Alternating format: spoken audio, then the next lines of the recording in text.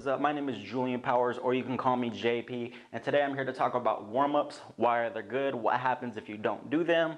To start off, most people do a warm-up. Let's get that out of the way. Most people do warm-ups, but for the most part, and this might be you too, it's just generally consists of walking. That's the main thing, is what people do is they walk.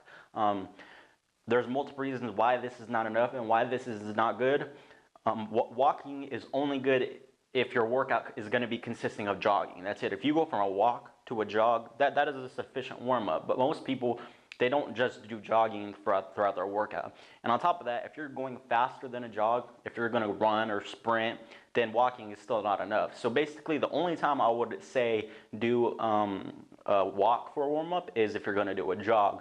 But for the most part, people are going to be doing other things like squats, pull-ups, bench press, curls, yoga, sprint training, plyometrics, whatever it is. So for everything else, basically, walking is not as sufficient. It's not sufficient for a warm-up. It's not. The main reasons why you want to warm up and what happens if you don't warm up is increased speed of muscle relaxation and action. Again, if you want a faster muscle action, this is very beneficial for strength training and even hypertrophy training. You'll be able to contract faster. You'll be more explosive. It'll let you lift more weight, which can help break down muscle tissue more efficiently, so you can recover and build bigger muscles. Or for strength training, you can get stronger. So again, a warmed up muscle is a faster muscle. Which brings us to our next point, which is increased muscular blood flow and temperature. Again, at the cellular level, your body is facilitating a lot of gas exchange. It's trying to get rid of CO2, expel CO2, take in oxygen, take in nutrients, kind of buffer byproducts of exercise. So if you want your body to be able to efficiently do that, you want to be primed with blood flow to the area.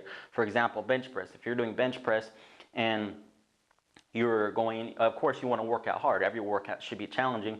So if you just jump right into your working sets, then that could be, again, not that beneficial. Again, if you do warm-up sets first, then you can have better gas exchange at the cellular level, which will help, again, you maybe get out that extra rep. And we all know, like, the last few reps are very important to see some type of muscular growth. The next one, and this is a big one, is improved range of motion. Again, and all these things lead to performance enhancements, but for example, improved range of motion, that's a performance enhancement. If you can get a little bit of extra range of motion because you're not tight, because you warmed up more efficiently, then more work is being done. The definition of work is force times displacement, or force times distance. So if you can get the extra inch or two on a squat and safely be able to reach that level, then you're going to be able to cause more work to be done, which can, again, it leads to more muscular fatigue and damage, which is what you want to do during your workout. You want to break down muscle tissue efficiently so you can recover and get bigger muscles or get stronger.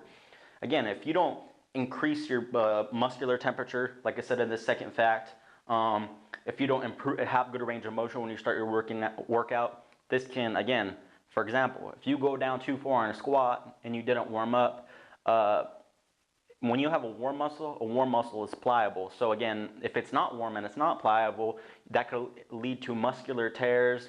That could lead to, again, joint damage. You could have a big injury. A lot of things can happen. So if you don't want a torn muscle, if you don't want some type of injury to a joint, if you want, again, due to, like I said, increased muscle relaxation and action, if you want better performance in sprints and strength training, you need to do a warm-up. Now you may be asking, well, how do I do a warm-up? What type of warm-up should I do? And just to break it up into two different types of warm-ups, there are more very specific times of warm-ups. You can break this down even further, but just to talk about the two main ones are general warm-ups and specific warm-ups. General warm-ups consist of, they're like total body warm-ups. For example, calisthenics, jump ropes, jogging, you could say jumping jacks, things like that. Things that get your overall body warmed up, your core temperature up a little higher. Again, that could be beneficial for, I would say, general warm-ups. Again, they could be from anywhere from 3 to 10 minutes. It shouldn't be longer than that. I would not go less than 3 minutes. Again, that's just to get your overall core temperature warmed up. If you're not working out at a very high intensity, if you're a new exerciser, or again, you're doing like cardio, you're doing cardio that day, general warm-ups can work. For example, if your cardio that day is you're going to go for a run, doing a general warm-up of kind of like slightly increasing intensity of like, maybe you'll start off with a walk, then you'll go into some light jump rope, and then after a few minutes of each of those, you go into your run because you feel ready. That's okay to do general warm-up for those type of things. But because general warm-ups are like total body exercises, again, like they could be jumping jacks or they could be doing jump rope, I would not recommend them for people who are working out a higher intensity.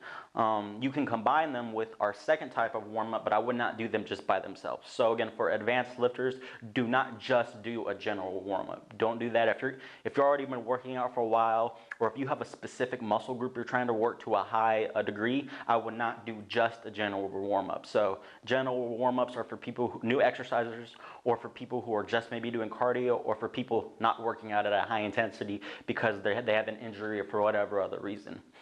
Now, the second type of warm-up are specific warm-ups. These are warm-ups are specifically tied to what you are going to do that day. For example, if you're going to do pull-ups, what you could do is maybe do 2 to 4 sets. I would usually keep specific warm-ups to like 2 to 4 sets.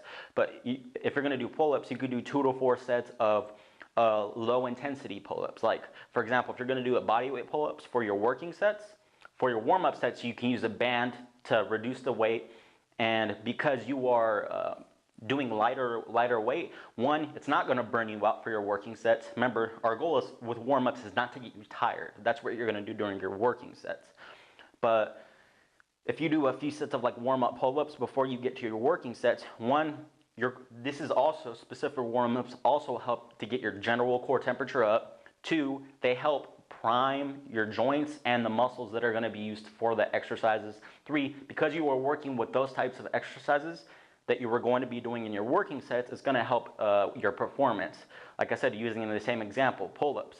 If you just jump straight into pull-ups and you're not warmed up, again, you could tear a lat, you could tear a bicep. You may not be able to do as many. You may not be able to push yourself as hard. Again, same thing with squats. Like for example, if you were to do specific warm-up and you got a leg day, you could do, what I like doing is I like doing 2 sets of squats with just the bar, just to get myself used to the motion. Doing the squats with just the bar helps increase my range of motion. Again, that's one of the reasons why warm-ups are good. It helps get me primed. I feel like I can lift more weight. And then after doing 2 sets with the rest in between with just the bar, I put on about 50 to 60% of whatever weight of whatever I'm doing for whatever I'm doing that exercise. For example, like you're doing squats, do 50 to 60% of whatever weight you're going to be doing for your working sets for your warm-up sets. So me personally, I do a total of usually about 4 warm-up sets for whatever exercises I'm doing. Depending on the muscle group, I may do just like 2 or 3. But again, I would always recommend doing some type of warm-up. So you have general warm-up, which is total body exercise, get your core temperature up. Specific warm-up are activities that are relating directly to what you're going to be doing. Now, what I like doing, to be honest, is combining these two. That's a good thing that you can do, is combine these two. I'll do like a 3 to 5 minute general warm-up. That could be, like I said, you could do a jog, light jog. You can do anything. It could be jumping jacks. If jumping jacks aren't that hard for you, if you're someone who's maybe not very fit, jumping jacks may be too hard for you. You may just want to do a walk. But I like doing a general warm-up of something. Again, it depends on your fitness level. And then I like going into a specific warm-up. So for example, I'll do maybe a 3 to 5 minute jog. 3, just real light. Remember, your goal is not to get tired during this. If you're getting tired during a warm-up, then that's defeating the whole purpose of the warm-up. You're supposed to get mildly warmed up so you can go hard during your working sets. So I'll do 3 to 5 minutes of a general warm-up, and then I'll do 2 to 4 sets of a specific warm-up. So I'll do, again, 3 to 5 minutes of jogging, and if it's a leg day, then I'll do 4 sets of a specific warm-up. Depending on your fitness level, you may only do 3 minutes general warm-up, and you may only do 2 warm-up sets because that's enough for you and you don't want to do any more because you don't want to get fatigued.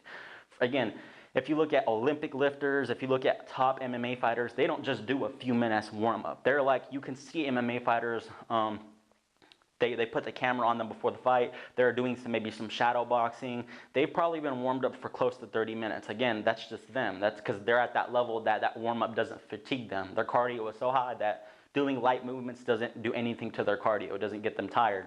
So as you start progressing through the years with working out, you may have longer warm-ups. To me, I do a general warm-up again of about 5 minutes, 3 to 5 minutes, and then I do like a whole kind of mini mobility routine in between my sets of specific warm-up to kind of get me primed, especially on leg day where you're it takes a lot of musculature for a squat or a deadlift, and you want to be really safe with those exercises.